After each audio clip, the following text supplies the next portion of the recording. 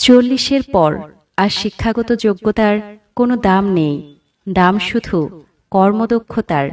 50-এর পর সৌন্দর্যের কোনো দাম নেই, যতই সাজুগুজু করা হোক না কেন, চোখের নিচে কালো দাগ পড়বে, মুখে ভাঁজ পড়বে, গাল ভাঙবেই। 60-এর পর অবসর, তখন আর পুরনো চেয়ারটারও দাম নেই।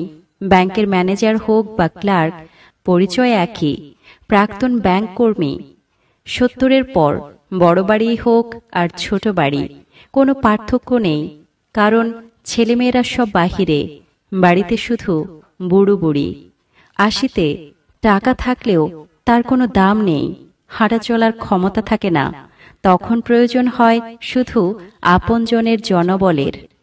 90-এর পর বিছানায় পড়ে থাকা, তখন ঘুমানো আর জেগে থাকার মধ্যে কোনো তফাৎ নেই।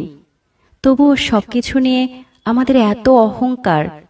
আসুন না, আমাদের জন্য নির্ধারিত সময়টুকু আপনজনদের সাথে নিয়ে আনন্দে কাটাই। সত্যি জীবন সুন্দর।